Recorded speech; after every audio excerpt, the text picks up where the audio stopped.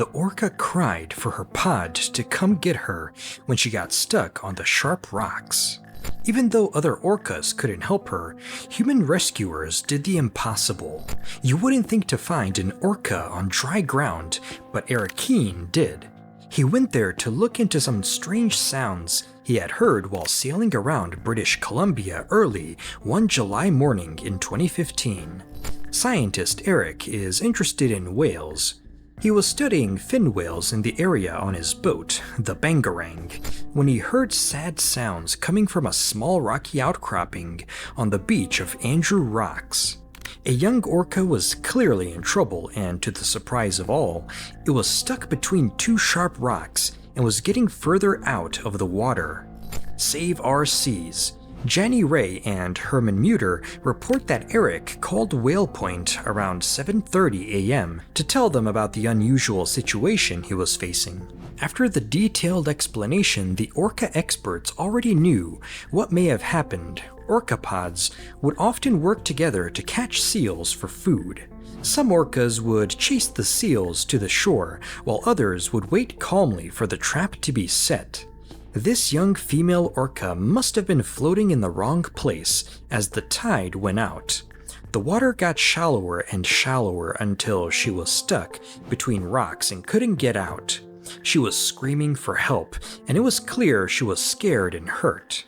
When Eric sailed close, it was a good thing Jenny and Herman knew him and often worked with him on their studies. He told them about the young orca's situation as they were going back to their base from Hartley Bay.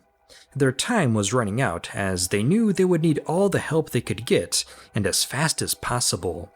As they sped north to meet Eric in Squally Channel, they called both Gitka's guardians at Hartley Bay and Fisheries and Oceans Canada DFO, two marine groups, to let them know how bad things were for the young orca. At the same time, Eric and his team went up to the orca to see if they could help her get off the rocks.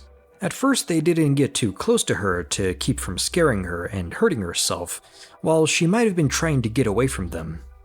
The fact of the matter was that they would have hurt her badly if they had tried to pull her or lift her off the rocks, as the rocks were covered in barnacles that could have cut her skin.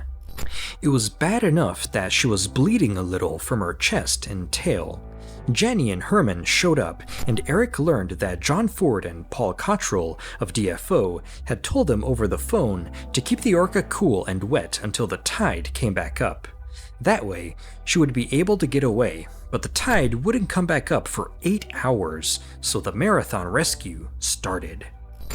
When they first got close to her, the orca was clearly scared, as instinctively she didn't know what they were trying to do.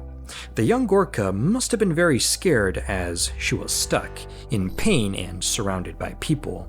It was clear that gravity was making it hard for her to breathe, and she was breathing quickly and shallowly. Eric cleverly used duct tape and a hose to make a makeshift water pump. He then went to the back of the island and worked on the pump for Herman, who used the line to cool the orca with seawater. To save the orca, everyone soaked sheets in water and carefully put them along its body. The searchers noticed that the orca calf's cries were decreasing and her breathing was slowing down as they worked to put as much water as they could on her. People and rescuers seemed to have earned the orca's trust, as they were the ones who were calming her while the other orcas could do nothing from the water. Volunteers, rescuers, and people came to help pump seawater over the young orca and change the sheets that were over her with new ones that had just been dipped in the sea.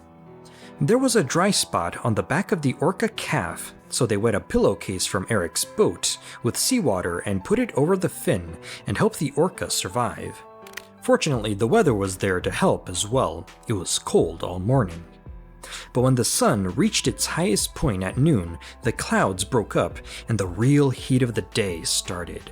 To keep the orca cool and wet, everyone worked very hard. The people took care of the orca carefully, as if she had a fever. They changed her covers all the time, from ones that were drier and warmer to ones that were cooler and wetter. They also sprayed her with seawater from the pump again and again without a minute of pause. The people who came to help the young female orca couldn't help but think about how bad things might have been for her if Eric hadn't heard her cries. They hadn't put anything over the orca's head yet, as they didn't want her to freak out when she suddenly lost her sight. She might have felt even more weak. Although, because the sun was so strong, it was important to keep the orca's skin from getting too hot and dry. According to Janny, she saw one of the team members slowly creep into the water in front of her head and carefully put a wet, cold sheet over her head, being very careful not to cover her blowhole. The fact that this orca was young and not too big helped her.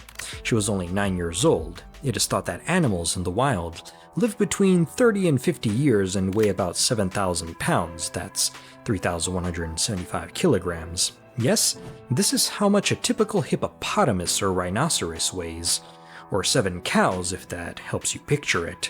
But a male orca who is fully grown can weigh up to 16,000 pounds, that's 7,257 kilograms. This orca might not have made it to the next tide if she was older and bigger. When she washed up on the beach, the stress on her lungs would have been higher. The water pump broke in the end, no matter how much duct tape Eric used. It couldn't be fixed. It could have been a terrible blow, but fortunately the sea started to rise again right then. After 9 long, hard hours of work, the tide had finally come up enough for the rescuers to start setting the young orca free. The sheets were taken off her head and body, and the pillowcase was taken off of her dorsal fin. The team knew it was time for the orca to swim away from her rocky jail, which was something only she could do. So they left and climbed up on a nearby cliff to watch and wait and hope the orca had the strength to move. They didn't want to scare her into trying too soon and hurting herself more, so they walked away from her and waited. It was the same feeling for all of them. They sent her all of their best wishes for strength and freedom. The water level slowly rose above the young orca until it was all over. She began to scream out again at that moment. The sound seemed different. Maybe it was joy because she was about to be let go. Even so, she kept lying there. She would lift her tail every once in a while, but she wasn't trying to swim and move. People were getting worried. They thought something might be wrong. It's possible that she was hurt worse than they thought. After going through so much, she might not have been able to make this last huge push to get away. That's when they realized they only had to trust the orca calf's senses.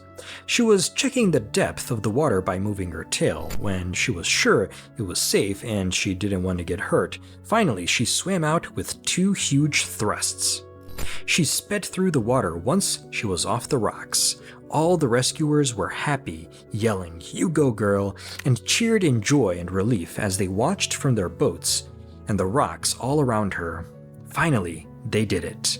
They worked tirelessly for more than 9 hours and gave the young orca lots of love and another chance of life. For more than 9 hours, they kept her living and healthy until she could go back. Eric had put a hydrophone in the water and was able to hear Orca's sounds while she went free. As she kept calling out for her family for a while, her voice was the only one that could be heard. Eric and the other miracle workers had a moment of worry and doubt. Where were the other orcas after being on land for so long? Had they given up on her? Had they swum away to grief over her death? People who were waiting felt a wave of relief when they started to hear faint responses to the saved orca's cries from a long way away. It was clear that the young woman could also hear her family's answers as she swam quickly toward their calls, feeling happy and free. All the rescuers, despite being tired, were full of joy that they did it. It made them so proud and happy to see what they had accomplished together. They'd given it their all. After all, what's a better feeling than helping an animal go back to where it belongs, free and healthy? Let us know in the comments what you think about this story. Would you help the orca or any other animal with passion to get away from unfortunate cases like this one? Thank you for watching and subscribe to our channel for more videos like this one.